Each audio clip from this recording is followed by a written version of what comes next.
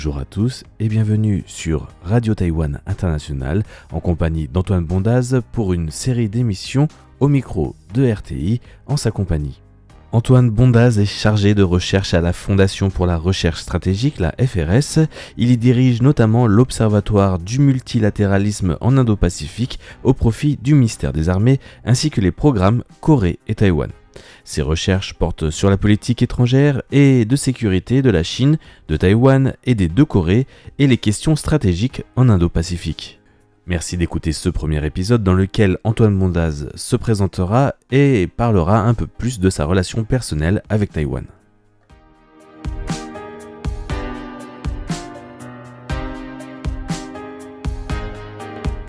Bonjour et bienvenue pour cette nouvelle émission au micro de RTI. Aujourd'hui, nous sommes en compagnie d'Antoine Bondaz. Antoine, bonjour. Bonjour. Alors, aujourd'hui, merci de nous rejoindre.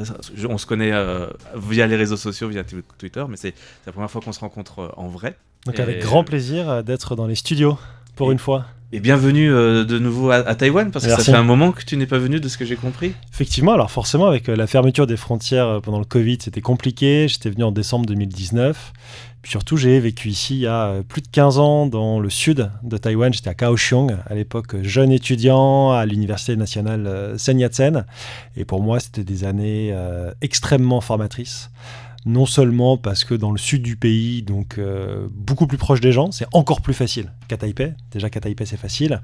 Et puis la nécessité de s'intégrer, de s'immerger totalement dans la société et la culture, parce qu'il y avait peu d'étrangers. Il y a une quinzaine d'années à Kaohsiung, il n'y avait pas de métro, et même si le port amenait quelques étrangers, il les amenait dans le port et pas forcément dans la ville. Et donc non, c'était une super expérience qui après a été évidemment complétée en Chine, en Corée, dans plein d'autres pays, mais c'est toujours un plaisir de revenir à Taïwan. Ouais, donc en plus, le cadre de l'université est magnifique, là, en bord de mer, avec la crique et les restos. Je connais 2-3 restos derrière, là, le Forever 21, qui existait déjà à l'époque, à mon avis. Et puis au dos de la montagne, avec une zone protégée, des colonies de singes. Oui. Et donc voilà, on peut aller faire une randonnée l'après-midi, aller se baigner ensuite et manger dans Kaohsiung, dans le port. Donc non, c'était des super années. Est-ce que tu peux nous présenter un petit peu ta recherche ? Comment tu en es venu à faire de la recherche sur Taïwan ? Et quel est un peu l'historique derrière cette bifurcation petit à petit vers Taïwan, même si ce n'est pas le seul domaine de recherche que tu diriges actuellement ? Ouais, alors moi j'ai toujours travaillé en fait sur Chine-Taïwan et sur les deux Corées. J'ai commencé vraiment sur Chine-Taïwan il y a maintenant quasiment 20 ans pour 3 raisons, je pense, à l'époque, quand j'étais très jeune étudiant. Premièrement, je me disais qu'il y avait un potentiel considérable pour les décennies à venir. Et on voyait très bien à l'époque, dans les années 2000, l'Asie émerger, et notamment l'Asie du Nord-Est, devenir de plus en plus, d'une certaine façon, le cœur du monde. Deuxièmement, il y avait une asymétrie qui existe encore en France entre le besoin de connaissances sur la région et les connaissances concrètes. C'est-à-dire qu'il y a quand même assez peu de chercheurs. Alors, non pas sur la Chine, Taïwan ou la Corée en général, en fait, il y en a beaucoup, mais sur les questions politiques, sur les questions très contemporaines, de politique étrangère, de sécurité, il y en a très peu. Et puis troisièmement, pour moi, je vais être très honnête, pouvoir aller à l'autre bout du monde quand on a 18 ans, quand on n'a jamais vécu à l'étranger, c'était extrêmement stimulant. Et c'était une façon de susciter ma curiosité, de me lancer dans le grand bain des questions internationales. Alors, il s'est passé beaucoup de choses depuis, mais surtout en 2019, moi j'ai décidé au sein de la Fondation pour la recherche stratégique, que j'avais rejoint quelques années auparavant, de lancer un programme sur Taïwan avec, je pense, un constat de fond qui était qu'on ne parlait quasiment jamais de Taïwan à l'époque. Il faut quand même remonter d'il y a quelques années. En 2019, on ne parlait quasiment jamais de Taïwan. On était avant le Covid. On était avant la guerre en Ukraine, c'est une évidence. Donc on parlait peu de Taïwan. Et puis surtout, les rares fois où on parlait de Taïwan, on en parlait par rapport à la Chine. Un peu comme la Corée du Sud. En fait, pendant des années, on a parlé de la Corée du Sud parce que la Corée du Nord. Aujourd'hui, ça change. On parle de la Corée du Sud parce que Samsung, parce que la K-pop, pour plein de raisons. Taïwan, on est pour l'instant encore dans un entre-deux. C'est-à-dire que pour le grand public, Taïwan, c'est avant tout la relation avec la Chine. Et donc l'objectif de ce programme de recherche, c'était notamment de parler non seulement des relations interdétroits, mais aussi de parler plus largement de la politique étrangère et de sécurité de Taïwan. Et ça, c'est quelque chose qui, pour moi, reste une priorité, y compris plus largement pour les médias français. C'est de parler de Taïwan pour Taïwan et pas simplement de Taïwan par rapport à la Chine. Et donc, entre 2019 et ta première fois à Taïwan, tu es revenu quand même entre-temps? Alors, je vais être très honnête, j'étais pas revenu pendant 10 ans parce que j'avais passé une année tellement intéressante et mémorable, entre guillemets, à Taïwan, que j'avais peur d'être déçu. Et c'était complètement con, je pense que j'étais jeune. Et je me disais, j'ai une tellement bonne image que si j'y retourne, je vais être déçu, le pays aura changé, puis je serai plus jamais étudiant comme je l'étais à l'époque. Et donc ça a pris 10 ans pour revenir. Alors entre-temps, je suis allé vivre à Pékin, à Séoul, à Toronto. Et puis à un moment, je me suis dit que c'était stupide en fait. Je pense qu'en étant un peu plus mature, en étant un peu plus âgé, en se disant, écoute, le sujet en soi est important, il faut évidemment retourner sur l'île. Et ce qui est très important, c'est de faire du terrain. Et le terrain, c'est important parce que l'image qu'on a de Taïwan, même quand on travaille tous les jours dessus, potentiellement à Paris, même quand on utilise la presse taïwanaise, même quand on suit les interviews, quand on suit les publications, quand on suit les réseaux sociaux, eh ben, c'est pas la même chose que d'être sur place, même pendant quelques semaines, parce que les rencontres avec les autorités gouvernementales, avec les partis politiques, avec les universités, avec les think tanks, avec les institutions militaires, ce que j'ai fait ces 2 dernières semaines, c'est extrêmement utile, extrêmement enrichissant, parce que ça permet de beaucoup mieux calibrer l'image qu'on a du débat actuel à Taïwan, et puis ça donne surtout aussi plein d'idées de recherche, plein d'idées de nouveaux papiers, et donc venir faire du terrain, quand on peut faire du terrain, c'est évidemment indispensable.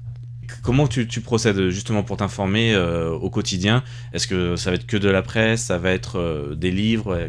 Quel est à peu près ton ratio, et quel est à peu près ton ratio au niveau des langues utilisées Quand on est chercheur, on essaie d'utiliser tout ce qu'on peut avoir à notre disposition, tout en sachant que là, je parle uniquement de sources ouvertes. Ça va être des sources primaires, des sources secondaires, etc. Donc la presse reste à ce jour une source très importante, tout comme l'ensemble de la littérature académique. Alors, la littérature académique, elle peut être publiée en anglais, en mandarin, enfin en chinois, elle peut être publiée en français, alors même s'il y a peu de publications sur les questions de politique étrangère et de sécurité de Taïwan en français ou d'autres langues qu'en anglais et qu'en chinois, peut-être en japonais, on pourrait dire, et un tout petit peu en coréen. Donc je dirais que la presse et les publications académiques, c'est un gros morceau. Ensuite, il va y avoir les entretiens. Des entretiens, y compris qu'on peut faire à distance, c'est extrêmement important. On peut avoir des partenariats avec des centres de recherche, des think tanks taïwanais. Et puis surtout, après, ce sont les réseaux interpersonnels qui fait qu'on va auprès de gens qui ne s'expriment pas forcément dans les médias, qui ne peuvent pas toujours écrire tout ce qu'ils pensent et tout ce qu'ils savent, obtenir des informations. Et puis, ensuite, tout dépend du sujet qu'on traite. Si on traite un sujet technique, les sources ouvertes, ça peut être par exemple de l'image satellitaire, des publications techniques. Donc, je dirais, quand on est chercheur, il faut être capable de mobiliser l'ensemble des sources à sa disposition, des sources à la fois textuelles et des sources parfois, entre guillemets, personnelles, c'est-à-dire rencontrer des gens qui vont être capables d'apporter des éléments de compréhension, d'apporter de la donnée qui ensuite va être traité par le chercheur. Et en général, ça part, pour traiter d'un sujet, ça part vraiment de la presse, ou ça part en général de sources directement de personnes? Tout dépend en fait de comment on travaille. Est-ce qu'on est sur un document qui est une commande? Par exemple, quand on a des programmes de recherche, tout dépend du financement du programme de recherche. S'il y a un programme de recherche financé par le ministère des Affaires étrangères ou le ministère de la Défense ou un autre ministère, ces ministères peuvent, entre guillemets, passer une commande en disant « nous, on a tel sujet qui nous intéresse ».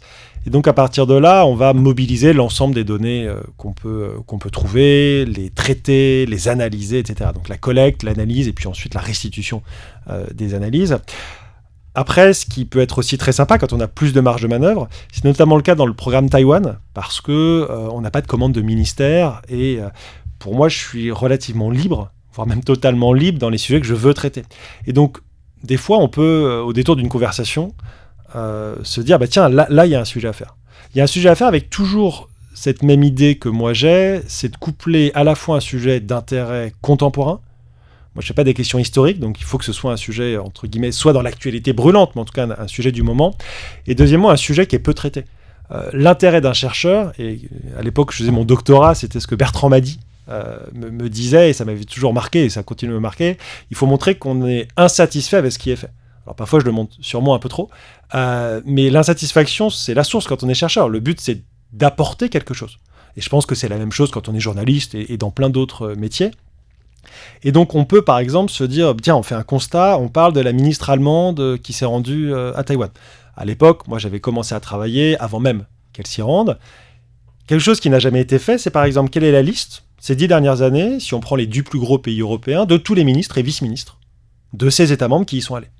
Et à partir de là, on va faire un truc très concret, c'est-à-dire dans les annales diplomatiques de Taïwan, qui vont être publiées chaque année par le Yuan législatif, on va faire la liste de l'ensemble de ces visites, et puis après on va essayer de les expliquer pourquoi tel pays peut envoyer, pourquoi pas, faire des comparaisons internationales, et puis potentiellement faire une comparaison avec la France. Ça c'est un sujet parmi de nombreux autres, et puis il y a des sujets ensuite qui sont plus généraux, et ça va être quand des magazines, quand des journaux vont passer une commande, entre guillemets, sur des sujets très généralistes, mais qui sont les sujets du moment. Est-ce qu'il va y avoir une guerre dans le détroit de Taïwan ? En quoi le rapport de force évolue ? Qui est responsable des tensions ? Et encore une fois, que ce soit une commande sur un sujet ultra précis, que ce soit un sujet sur lequel on s'auto-alimente, ou que ce soit une demande sur un sujet qui intéresse de façon très large, mais pour faire de la vulgarisation, c'est à peu près la même façon de travailler, même si la finalité est évidemment différente. Et par exemple, sur le sujet de la liste, c'est un travail de combien de temps ça ? C'est 3 jours sur une durée de combien de temps le travail est réalisé ? Alors, le travail de recherche, c'est toujours un peu compliqué parce que très souvent, sauf les chercheurs qui ont beaucoup de chance, très souvent, on va traiter plusieurs sujets en parallèle. Moi, je dirige plusieurs programmes de recherche, pas seulement d'ailleurs sur Taïwan, et donc j'ai des journées qui sont extrêmement hachées, avec des plages horaires de quelques heures. Et puis le problème quand on est chercheur, et plus on monte entre guillemets en compétences et en expertise, plus on a de rendez-vous aussi, parce que les ambassades, les ministères, des journaux et autres vont vouloir nous rencontrer, donc c'est difficile d'avoir des plages horaires très longues. Bon. Un sujet comme celui des visites ministérielles, premièrement, c'est chiant de collecter les données. C'est chiant parce que, évidemment, on s'attend à ce que le ministère des Affaires étrangères taïwanais ait une liste toute faite. En réalité, sur leur site internet, il n'y a pas de liste. Alors ensuite, soit on passe par les coupures de presse, avec des mots-clés, sauf qu'on risque d'en rater.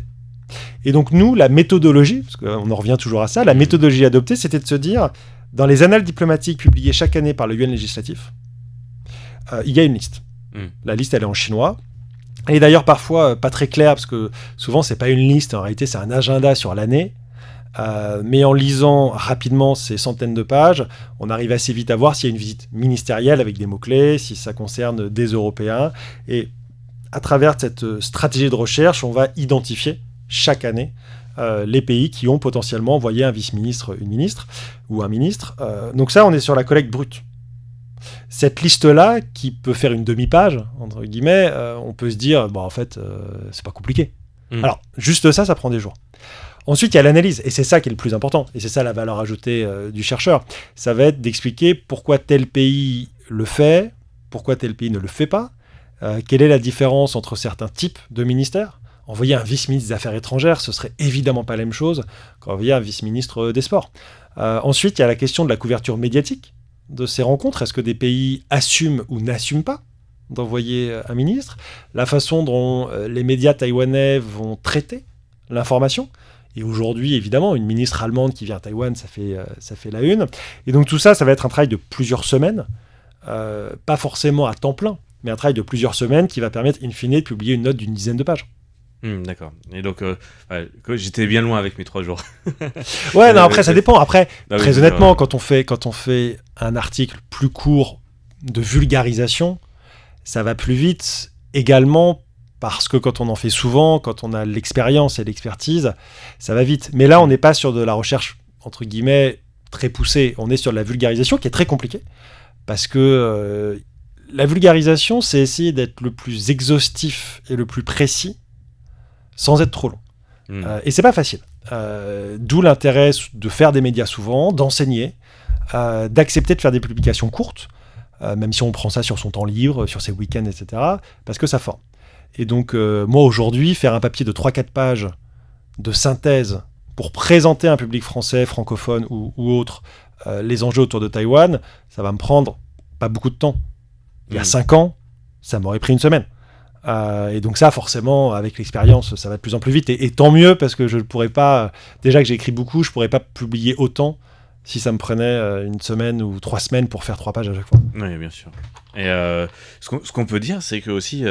parce que je réfléchis, je fais le parallèle avec notre travail qui est celui de journaliste, et on voit bien que les durées, le travail est très différent dans ce sens-là, puisque nous, on doit quand même, quand on a une actualité dans la journée, ça doit être traité, quoi, au plus tard dans la semaine. Mais la semaine, déjà, c'est déjà très, très ancien pour nous. Ouais, et c'est là où les journalistes et les chercheurs sont forcément complémentaires. Là où les chercheurs doivent parfois faire des efforts, et c'est compliqué, c'est justement d'être capable dans l'immédiat d'apporter un début d'analyse. Et ça, c'est tout l'intérêt notamment de Twitter. Alors Twitter, des fois, des gens ont l'impression que c'est uniquement de la provoque. Évidemment, c'est un peu de la provoque, parce qu'il faut attirer l'attention, parce que c'est des réseaux sociaux, parce que c'est des formats très courts, donc faut... Évidemment, on ne s'exprime pas sur Twitter comme on s'exprime dans un article beaucoup plus long. Cela étant, l'avantage des chercheurs dans la contribution aux médias, c'est d'être capable d'apporter un contexte. C'est d'être capable de relativiser certains éléments qui, s'ils ne sont pas contextualisés, ne sont pas forcément compris. Par exemple, il y a un sommet Chine, pays d'Asie centrale, sommet présidentiel. C'est la première fois qu'il y a une rencontre entre ces 6 dirigeants. Tous les médias vont traiter sur le fait que c'est sans précédent, et deuxièmement, que c'est à la faveur de ce qui se passe en Ukraine. C'est pas exact. Par exemple, il y a eu un sommet virtuel l'année dernière, et puis ça fait quasiment 5 ans maintenant qu'il y a un sommet des ministres des Affaires étrangères, et puis l'explosion du commerce bilatéral, il prédate l'Ukraine. Donc tout ça, c'est quelque chose que des journalistes ne peuvent pas forcément savoir, parce que c'est pas leur boulot d'être chercheurs, et qu'il faut réagir dans l'urgence, et que c'est très difficile quand on est chercheur de connaître 50 pays et l'histoire de 50 pays. D'ailleurs, c'est impossible pour un chercheur, donc c'est aussi compliqué pour des journalistes. Et donc là, les journalistes, parce que chacun est dans sa spécialité, doivent aussi contribuer et apporter parfois un peu plus, pas forcément de nuances, mais en tout cas de contexte, pour expliquer in fine au lecteur ce qui se passe. Et c'est là vraiment où le travail du journaliste et le travail du chercheur est très différent. Chacun, entre guillemets, à sa place, mais parfaitement complémentaire.